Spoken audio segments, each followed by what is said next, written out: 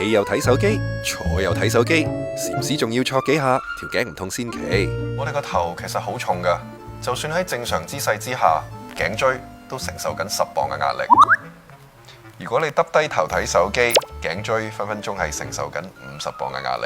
喺一個好正常嘅姿勢嘅時候呢，咁我哋個頸椎受壓就大概係10至12磅到啦。當我哋向前彎嘅時候呢，對於呢啲頸椎佢所承受嗰個壓力呢，係會大咗好多嘅。去到45度到嘅時候呢，嗰個力就已經差唔多去到成50磅到。所以如果你哋喺地鐵見我拎起個手機，千祈唔好見怪，可能係我唔想耷低個頭啫。譬如我見得最多就係我哋喺地鐵啦嚇，咁大家喺度睇手機，感覺其實一個狹窄嘅環境係好窄嘅，係冇錯。我哋企喺度嗰個弧度係冇彎得咁犀利。而當我哋喺一個狹窄嘅環境嘅時候咧，你其實就好多時你因為你要收埋嗰部手機，其實反而你個彎曲咧係更加大嘅。預防就係最好梗係唔好用手機啦。咁但係即係好老實講，呢個就不切實際嘅。因為我哋可以做嘅就係我哋唔好長期令個頸椎受壓。你將嗰個手機咧，你抬高少少，個頸所承受嗰個力咧就冇咁大。醫生話，當然仲有另一個方法可以舒緩下嘅。投入嘅時候咧，咁又會彎咗啊！你條腰彎嘅時候咧，跟住條頸又會彎嘅。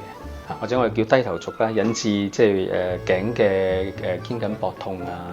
咁有一個舒緩嘅動作，我哋可以做嘅，我哋叫chin tuck，下巴咧就向後，自己向後咁樣拉，好似御林軍咁樣，係啦，放翻鬆佢。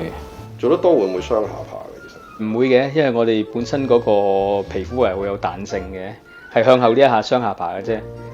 你做到雙下巴就啱噶啦，做10下到啦咁其實都足夠嘅。好多病人都係可以即係得到舒緩嘅。仲有醫生話，我哋注意喺 office 嘅姿勢，可以減少頸梗膊痛。電腦嗰個熒幕咧，最好佢上邊個邊咧同你嗰個眼係成一個直線水平嘅，或者係稍微低少少。咁第二咧就係坐嘅時候咧，就記住腰椎都係一個弧度嘅。嗰張凳要適合，高度要適合。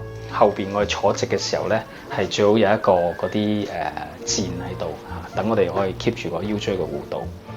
總之平時多啲留意點坐，咁就萬無一失啦。